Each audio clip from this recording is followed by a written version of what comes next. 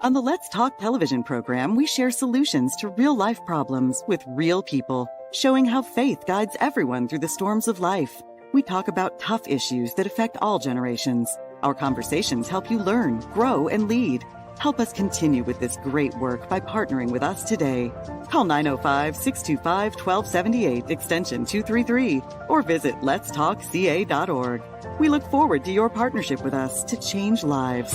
Let's Talk, revealing the heart of Christ through engaging media conversations. Sometimes you walk through life alone, wondering if anyone understands what you are going through, hoping someone will listen and offer a word to make your day. The Church of God of Prophecy offers unconditional love and support, regardless of what you are going through. Visit cogop.ca for a location near you.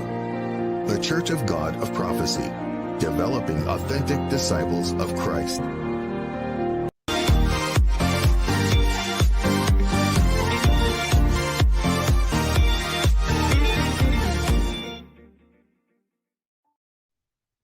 Welcome to another segment of Let's Talk. I'm your host, Woodroe Thompson.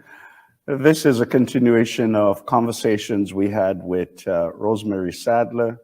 And so if you're joining us for the second half of this conversation, just to let you know that my guest today is a social justice advocate, researcher, an author, consultant, international speaker on Black history, anti-racism, and women's issues. She is the past president of the Ontario Black History Society from 1993 to 2015. She was instrumental and became the driving force of securing the commemoration of February as Black History Month at all levels of government through education, research, and outreach program. Rosemary Sadlier has been the recipient of several awards, the Order of Ontario, the William Payton Race Relations Award, and the Harry Jerome Award. Welcome back to Let's Talk. Thank you for having me. And we're going to look at how we can get you the Order of Canada Award. So we'd like to thank you for the information you shared with us in our last segment, and we'd like to follow up. There's so much that we can speak to when it comes to Black history. But we mentioned this before, but I'd like to go back to it from a different segment. Again, there's a myth that says this is something that happens over there, referring to the US. But there's a report that says that Black people are most likely to be arrested, to be charged, and killed by police in Toronto. And this was a report that came out, I think, right after George Floyd, when there was this global response to what happened, to say that in Canada, those things do happen. Now, there are still Canadians that say, no, that's a myth. That doesn't happen in this country. How do you respond to that? It does happen in this country. And Right. I think that, I don't have my statistics open, but Right. something that stands out for me is that a Black person in Toronto is 20 times more likely to die at the hands of the police than a white person. Mhm. Our rate of incarceration is higher than our percentage in the population. And that doesn't matter if it's provincial or if it's federal penitentiaries. But it also has implications in terms of what happens in schools. In Right. Quebec, a Caribbean student, for example, in Quebec, has a higher likelihood of being considered. They have a whole range of things, but basically not suitable for the classroom and therefore should go into a special classroom. This happens all the time. Or students, even in terms of my own children. One of my children was, as an educator and a social worker myself, one of my children was gifted, and I had to fight to get her into the gifted program. Wow. But that isn't the usual. What the other side of it is that our students are more likely to be seen as needing to leave school early, might be expelled or punished more harshly than other students, and are not really even seen as being children. We've had incidents in the United States, and I believe also in Canada, where students have been physically restrained in a way that's not appropriate for their age and level of development. There's so many ways that our population is not treated equitably. And Right. I think that that's where it's hard for people to understand that. As a Black person, you don't want to really think about it. You want to think that somehow you want to believe. You want to believe the narrative yourself. But I've had things happen to me. How many of your listeners right now have been pulled over by the police or Yes. randomly checked coming Right. in or leaving the country in a way that seems to be more than coincidence and way too frequent? That's Um, correct. I was in Winnipeg doing for an assignment, and I was in an area that's a lot like our harbor front with lots of little boutique stores. Right. And as I was shopping, looking. Every time I walked into a store, before I barely crossed the threshold, somebody was following me. Of course. And the next day I remember, and this is in Winnipeg, the people I was doing the assignment for asked me what happened, how things went. And I think they kind of knew. They were white, but I think they were expecting me to answer the way I did. And I told them what happened, and it just confirmed what they already suspected. Right. I mean, and racism and these egregious acts, I mean, it's a wide range, starting with, the racist jokes that are told and we're supposed to just ignore, but it goes all the way up to something as horrendous as George Floyd being killed or people being killed here.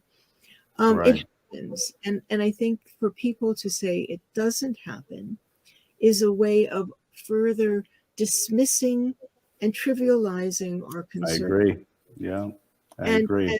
And I think that's not what we're looking for. We know what has happened to us. What we're looking for is support. We're looking for their assistance in handling this, because racism, no matter how egregious the level, how intrusive, how hurtful the experience, it isn't something that we alone can change. We need everyone to be on board to address these issues. That's correct. That's correct. Now, is it also because Canadians view themselves as peaceful people who are prone to say I'm sorry or whatever the case is, and the Americans seem more abrasive, or there are people who will say that Americans are more abrasive. In Canada, it's more subtle. For example, you're mentioning entering a store, which I've experienced before, where folks will follow you around and stuff like that. Is it that it's more almost like hugging you but stabbing you in the back kind of thing?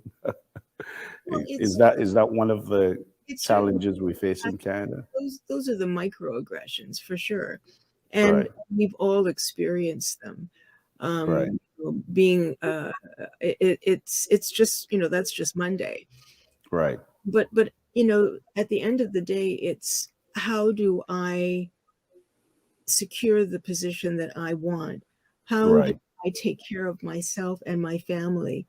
How do I create generational wealth, given my motivation, experience, and skills, when I'm constantly having to deal with all of these other things that make it a challenge every single day to do what I need to do. Right. The Black Lives Matter movement has really captured not just the U.S. but Canada as well, and there's been many response to that phrase, Black Lives Matter. There are some people who say, well, all lives matter. When you hear that phrase, how do you understand it? How do you interpret that phrase? I have a Facebook friend from small town Ontario, and that person likes to continue to say that all lives matters. Absolutely, all lives do matter. I agree. But saying Black Lives Matters does not mean that all lives do not matter. correct. They aren't the opposite.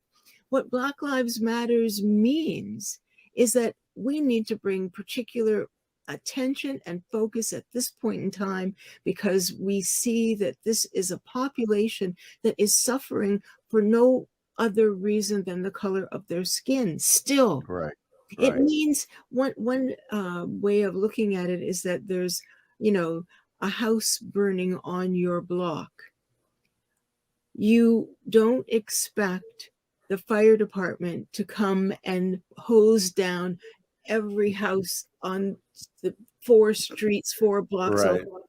You expect them to come and take care of the house that's burning and then move out as they might need to. That's what Right. Black Lives Matters is really saying. This is a point in our history. This is a point in our development. This is a point in our progress as countries, as nations, where we need to bring extra focus and support for people of African origin who have been harmed by the systems as they currently exist. Right. Another way of looking at it is for the last 2 years, almost 2 years, we've been dealing with this pandemic called COVID-19. It doesn't mean that cancer doesn't matter. It doesn't mean that other diseases doesn't matter, but our focus right now is on COVID-19, this pandemic, and how do we end this disease. So I do agree with you. When you look at the Black Lives Matter movement, is it just a banner or is it a bridge to help us deal with racism and some of the things that we face in the Black community? It's more than a banner. I think that one of the things that Black Lives Matters has been able to do is they've been able to secure a lot of funding to support some of the programs that they are trying to carry out. And they do have a facility in downtown Toronto, and they are a presence. I have met the founders of Black Lives Matters Toronto actually at the Royal Ontario Museum around the unveiling of an African exhibit. And I think, they are not alone in wanting to address the inequities that plague the African Canadian community, but certainly that is their focus. Right. And then there's been talk about defunding the police, and there are many people who go to extremes where this is concerned, and there seem to some people not to be a good understanding as to what this refers to. What is your understanding when they say defunding the police? Defunding the police does not mean that we take all of the budget that had normally gone to the police services and put it somewhere else. And dismantle all law enforcement. What it means is that law enforcement has a particular way of approaching certain situations. And it would seem that in many instances, they have poor judgment or untoward things have taken place which have caused people to lose their lives, especially when it's a mental health related issue and someone is acting out, a consequence of having a psychotic break or being off their medication. So a police response with weapons drawn and amping up the pressure is not the way to approach someone in crisis. And so what defunding the police is really about is, instead of sending 6 police officers to accost Regis Kraczynski Paquette, there might be one social worker or psychiatric nurse that would be sent out instead. And that person would be able to calmly and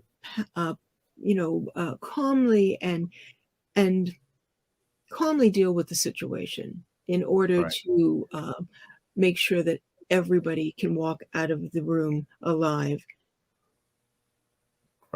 I totally agree with that. And actually, as been mentioned, also some training that would be given to police officers so that they can do a better job. Rosemary, I should just say it's more than training, because you can still be trained and maintain negative attitudes about Black people. Correct. especially if you haven't had much interaction with them in your years on the job. Right.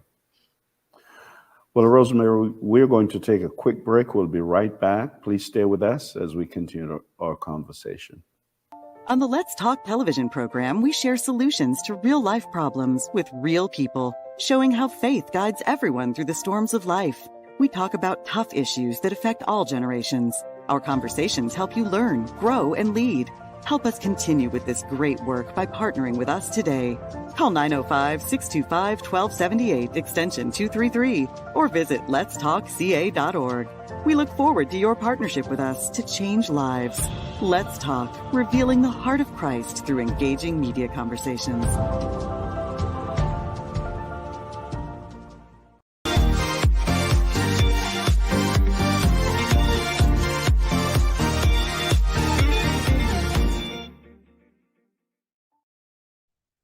Welcome back to Let's Talk, and we're continuing our conversation with Rosemary Sadlier. And if you've just joined us, we'd like to welcome you.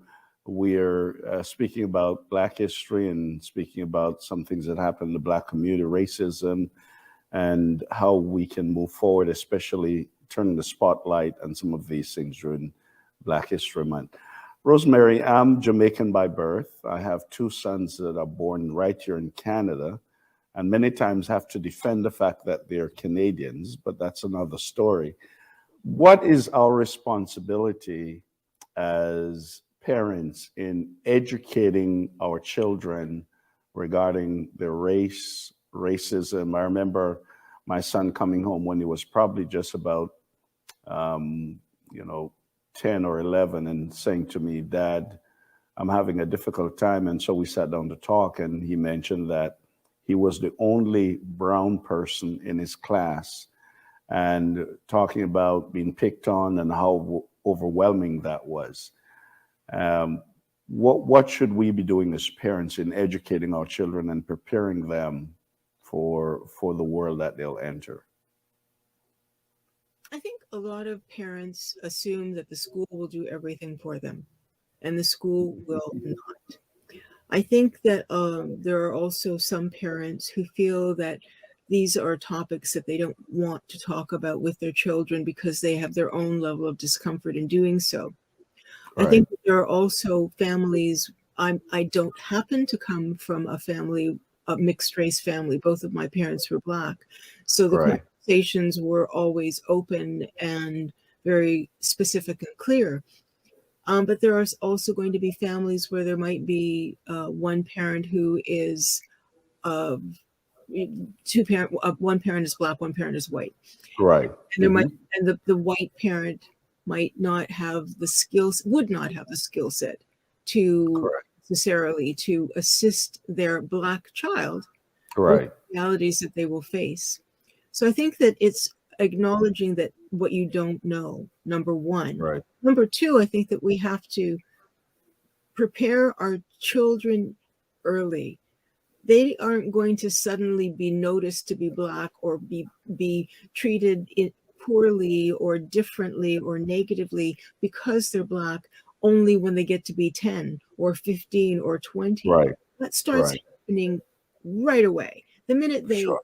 enter the school system in particular, maybe not on their street because kids don't play out on the street as much as they used to, but That's true. go to school, for sure, it will happen. Right. And if you think that kids don't notice, please remind yourself that they do notice difference. They do notice inequity. I was just Right. listening to a study this morning that babies as young as 8 months old know who will be there to take care of them and their needs based Right. on the behavior of people related to just sharing food. Just imagine Wow. what it means if you share food and you're Black. But Wow. so it's from 8 months of age, 2 months Yeah. old, Mhm. 2 years old, they have to start to feel empowered to see themselves as being amazing and beautiful and capable from the very Right. beginning.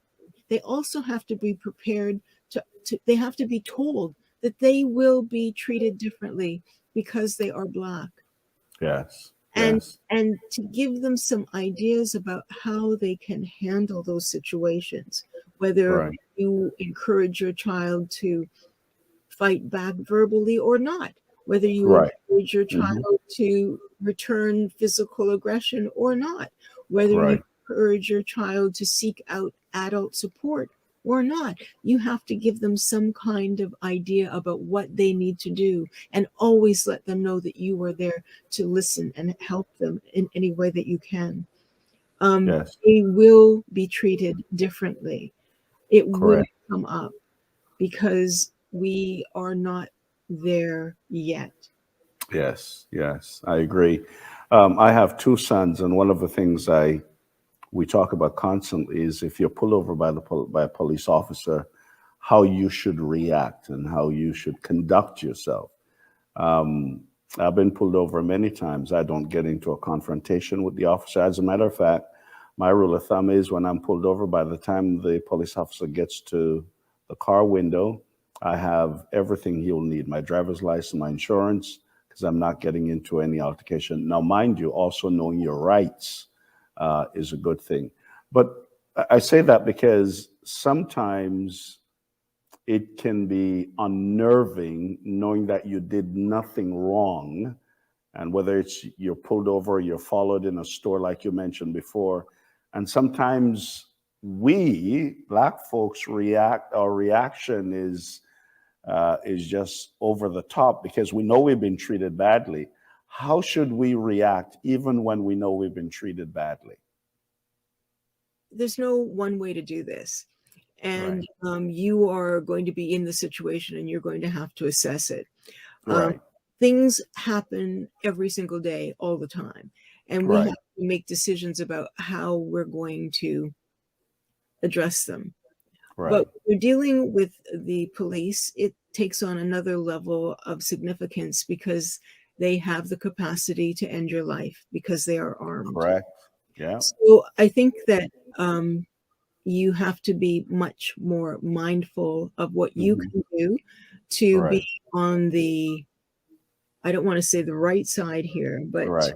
that you're not doing anything that could potentially be perceived as um, being oppositional or Right. difficult or aggressive. I Right. have been pulled over. I have been pulled over. I have had guns drawn, and Wow. um, it is unnerving. Yes, it is. So you have to make your call about how you're going to behave quickly. Right. I agree. How important is it to teach Black history in our schools? I think it's critically important to teach Hmm. Black history in our schools because that is the really, aside from television and social media, Right. absolutely the only place that everybody is going into get the same information, have the opportunity to process that information with ideally a caring professional, and form their own opinions about life, about fairness, about equity, about Hmm. equality, about diversity. And that's what we want because going forward, we want informed politicians. We want Right. Hmm. educated police officers. We want Right. caring and understanding educators, and that they're going to have those skills based on the knowledge that they have. Right. People that are going to inform policy coming from a Hmm. place of knowledge and awareness. Right. It can't happen any other way except Right. through required, not just if we feel like it, but required Black history and considerations around um, race and racism, because those topics cannot come up as freely if you don't talk about Black history too. Right. I can't help but think about the indigenous children that died in our residential schools. And let's be honest, I've heard Canadians say that they never knew this happened or this was happening. And so there's an education that's happening right now where this is concerned because there are many Canadians that were taken aback by what was happening and what has happened in these schools. So again, this shows how education, knowing the history, is so important for us as a people. Well, the purpose of the residential schools is varied. Right. And depending on who you speak to, they were to provide skills to First Nations children. But of course, there are also the experiences of First Nations children that help us know that that isn't all that was taking place. And I think that there isn't a person that would have learned about the numbers. I think many of us did know, but the numbers are really quite staggering and quite Yes. unfortunate. Mm-hmm. And very graphic. And I think that the truth and reconciliations that have taken place as a consequence of some of those discoveries have been very meaningful. Within Right. the Black community, it's been a different approach at obliterating our history. Right. And, right now, for example, there is the people of African descent have not received an apology for our experience of slavery in this country, the 200 That's correct. years Correct. our experience of slavery in this country. We have not received an apology for the inequitable treatment that our number 2 construction battalion faced. And there are discussions now about how best to make that apology happen. Right. There have been many harms done to First Nations. There have been many harms done to people of African descent in this country. Mm-hmm. And we are still needing to repair and address those harms Mm-hmm. that can only in part be just a bit addressed through learning more about the things that have happened in the past. Right. Wow. When we talk about Black history and we talk about the challenges that we face, how do you think whites can do better in relation to Blacks and Indigenous people? Well, I think it isn't even just whites. I think it's also people coming from South Asian backgrounds or Middle Right. Eastern backgrounds, or other people who are not classified or consider themselves to be people of African descent or First Nations, Right. because they all know the same misinformation about Mm-hmm. us, and they may also need to have a correction to that understanding. So how do you Right. do that? You learn, you reach Right. out to people of African origin and get to know them. You learn about Black history and read things and go to galleries and watch programming that has to do with what Black people are experiencing currently.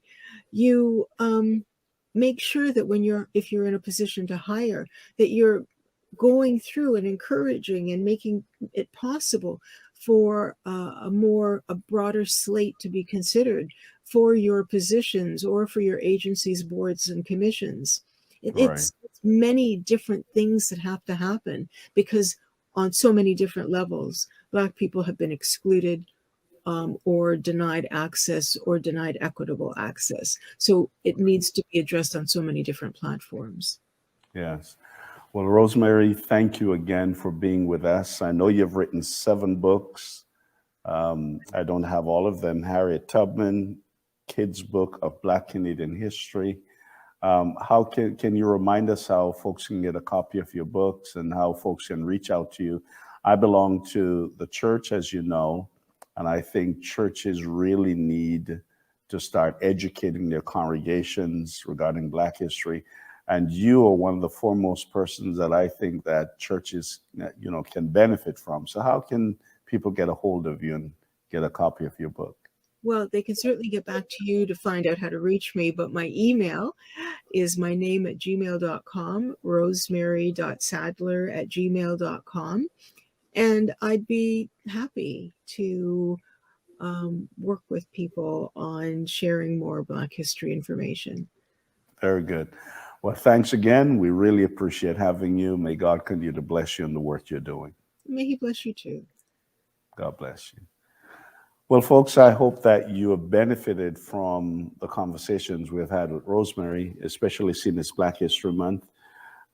There's so much that we can do, not only in learning more about our history, not only in celebrating our contribution and celebrating what those before us have done to impact this country, but also the lives that we live, the things we contribute to. And so I'd like to challenge you, especially our churches, that will take this time, Black History Month, to educate our congregants, to educate our people regarding this rich heritage that we have, and to remember that we're all human beings. We should love and care one for another. God bless you. Thank you for being with us today. This is all the time we have for today, and we look forward to seeing you again. Let's keep talking. On the Let's Talk television program, we share solutions to real-life problems with real people, showing how faith guides everyone through the storms of life. We talk about tough issues that affect all generations. Our conversations help you learn, grow, and lead. Help us continue with this great work by partnering with us today. Call 905-625-1278, extension 233, or visit letstalkca.org. We look forward to your partnership with us to change lives. Let's Talk, revealing the heart of Christ through engaging media conversations.